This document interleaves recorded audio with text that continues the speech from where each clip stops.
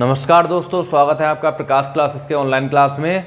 और हम लोग पढ़ने जा रहे हैं वर्णमाला का तीसरा पार्ट, स्वर वर्णों के उच्चारण स्थान, अंतस्थ वर्णों के उच्चारण स्थान और व्यंजन ऊष्म वर्णों के उच्चारण स्थान। ठीक है, अभी तक हम लोगों ने स्वर और व्यंजन वर्णों के पूरे विस्तृत वर्णन को पढ़ा था, लेकिन आज हम लोग इनके उच्चारण स्थान पढ़ेंगे जो छूट गए हैं पीछे। ठीक है, वीडियो बहुत अधिक लंबा होने के कारण हमने पहले वाले पार्ट में से नहीं बताया था और आज तीसरे पार्ट में से बताने जा रहे हैं। समझ लीजिए, देखिए स्वर वर्ण हमारे कौन कौन से होते हैं। ये 11 होते हैं। आ, ई, उ, ऋ, ए, ओ और ओ। ठीक है, इसके बाद हमारे अंतस्थ होते हैं। अंतस्थ हमारे 4 होते हैं। ये कौन से हैं? या, वा, रा और ला। ठीक है, या, वा, रा और ला, ये होते हैं 4। ठीक, ऊष्म भी, इनकी भी संख्या 4 होती है। ये कौन से हैं? शा, शा, शा और हा। ठीक, इसके बाद देखिए अयोग वहा होते हैं, तो उन्हें भी हम लोग नोट कर ले रहे हैं। हाँ, अंग और आहा, इन्हें भी साथ में पढ़ लेंगे। और ये होते हैं अयोग वहा। ठीक, ये अनुस्वर है और ये विसर्ग है। अभी हमको इतने वर्णों के उच्चारण स्थान और पढ़ने हैं, जिन्हें हम एक ट्रिक के माध्यम से आपके लिए बताएंगे और हो सकता है कि व्यवहारिक जीवन से जोड़ें तो 2 मिनट में आपको याद हो जाए सभी। ठीक है, इसी वीडियो में यही आपको याद करवा देंगे हैंड टू हैंड। देखिए कैसे याद करेंगे।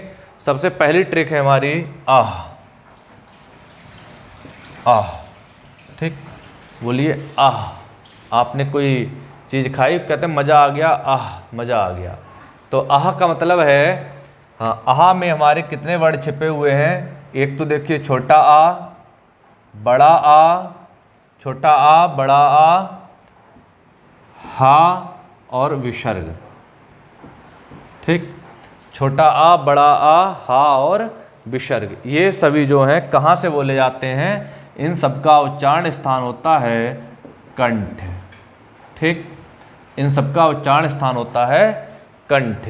ठीक है, अब हमने कहा आह, आप लोगों ने बोला आ और हा, तो इन सबके उच्चारण स्थान कहाँ से आ गए? कंठ से। आ वर्णमाला में सबसे पहले आता है और कंठ हमारा उच्चारण स्थान भी सबसे पहले आता है, इसीलिए आहा जो है कहाँ से बोला जाता है? कंठ से। और इसमें 4 वर्ण आते हैं। देखिए आ, छोटा आ है, डंडा लगा है बड़ा आ का, मात्रा लगी है बड़ा आ की, तो बड़ा आ हो गया, हा हो गया और विसर्ग हो गए। ठीक, इसके बाद हम याद करेंगे ई यस। ई यस, ई यस याद कर लोगे तो ई से हो जाएगा छोटी ई, बड़ी ई, या और शा। ठीक, ई यस, छोटी ई, बड़ी ई, या और शा, ई यस। दूसरे नंबर पे आता है तालव्य।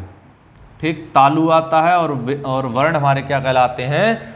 तालव्य कहलाते हैं, इसीलिए ई यश कहाँ से बोला जाता है? तालव्य से। ठीक है, तीसरे नंबर पर आप याद करेंगे ऋषि के लिए। ठीक, ऋषि के लिए। और ऋषि हमारे जो होते हैं, हाँ, ऋषि कैसे होते हैं? अधिकांशता जो हैं मूढ़ी होते हैं, कह लीजिए। ठीक, तो ऋर हो जाएगा हमारा ऋर। ठीक है, ऋर हो गया। हाँ, ऋर में देखिए रा आ जाता है और शा आ जाता है। ठीक, ये ऋषि जो हैं मूढ़ी होते हैं, कह लीजिए।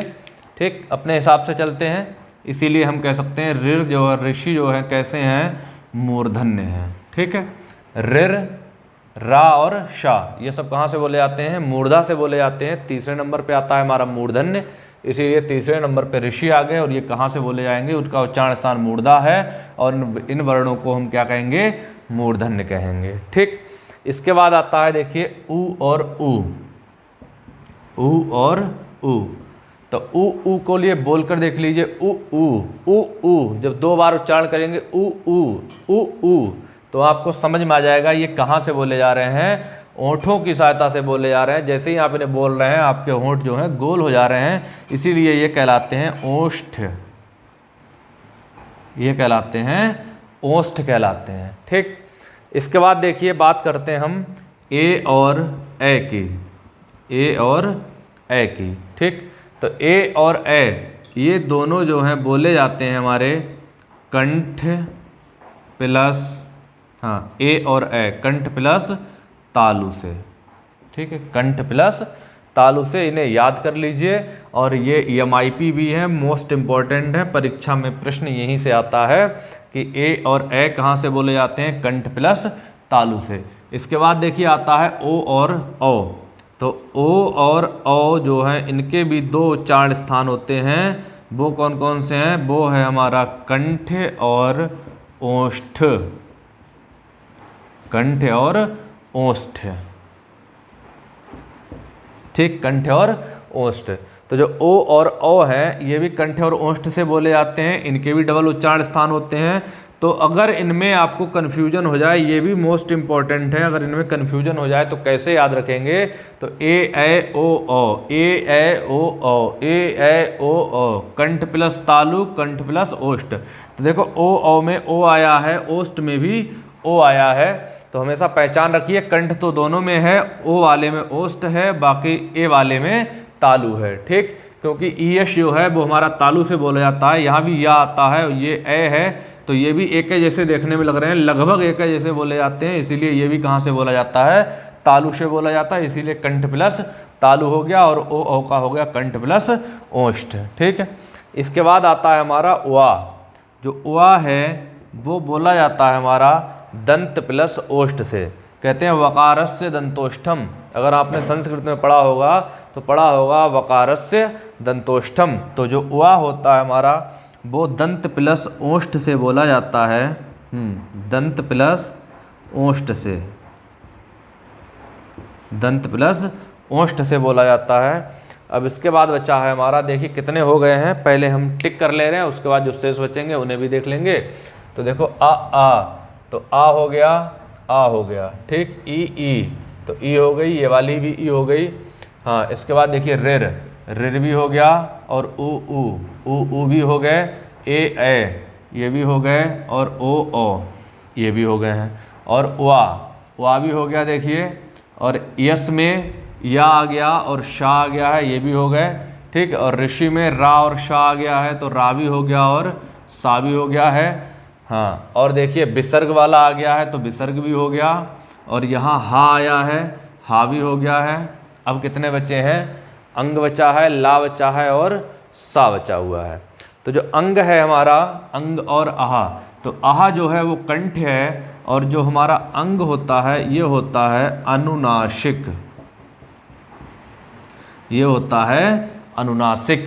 ये नाक और मुंह दोनों की सहायता से बोला जाता है। हमने कल आपको बताया है जिसके ऊपर विंदी या चंद्र विंदी लगी होती है, जिस वर्ण के ऊपर विंदी या चंद्र विंदी लगी होती है वो होता है अनुनासिक, अर्थात नाक और मुंह दोनों की सहायता से बोला जाता है। तो देखिए ये वाला भी हो गया। अब बचे हैं सा और ला। तो जो सा होता है शा, अगर आप शा को बोलिए, छोटा सा है, इसे बोलेंगे स, तो हमें लग रहा है हमारी जीभ जो है वो दांतों को स्पर्श कर रही है, तो शा होता है, ये भी जो है दंत्य होता है। ठीक, जो सा होता है वो भी दंत्य होता है, इसीलिए हम इसे बोलते हैं दंती शा। हाँ, दंती सा, इसे बोलते हैं दंती शा। हाँ, इस तरह से दंती सा, ये शा दंत्य होता है, इसीलिए इसे बोलते हैं दंती शा। ठीक, तो सा वाला भी हो गया। अब बचा है हमारा ला वाला। तो ला जो होता है हमारा, हाँ, ला कहाँ से बोला जाता है, इतने सारे नोट कर लिए आप लोगों ने। जो ला होता है ये भी दंत से ही बोला जाता है, क्योंकि इसे भी बोलेंगे ला। तो ला जब बोलोगे तो जीभ जो है दांतों के पिछले हिस्से पे देखो ऊपर की साइड में स्पर्श कर रही है, तो ला को भी, ये दंती शा होते हैं, ला को भी सा में ही लिख लीजिए, ला और शा दोनों एक में ही लिख लीजिए। ठीक है, ला और सा दोनों कहाँ से बोले जाते हैं, दंत से बोले जाते हैं। अब एक चीज़ और आती है, दंत मूल क्या होते हैं। ठीक है, ये चीज़ अलग से पूछ लेते हैं, दंत मूल क्या होते हैं। ठीक, तो दंत मूल होते हैं हमारे रा और ला, ये दोनों होते हैं दंत मूल। क्यों होते हैं, देखिए जो रा है हमारा, हाँ, ऋषि में मूर्धन्य है और ला जो है वो हमारा दंत्य है।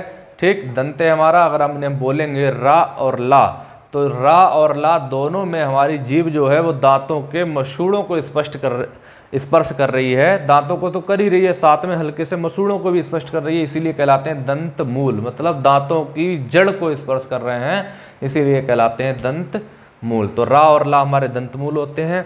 ये हो गए हमारे स्वर, अंतस्थ, ऊष्म और अयोग वहा वर्णों के उच्चारण स्थान। उम्मीद करते हैं खूब अच्छे से समझ में आए होंगे। इसके बाद हम मिलते हैं नेक्स्ट एपिसोड में।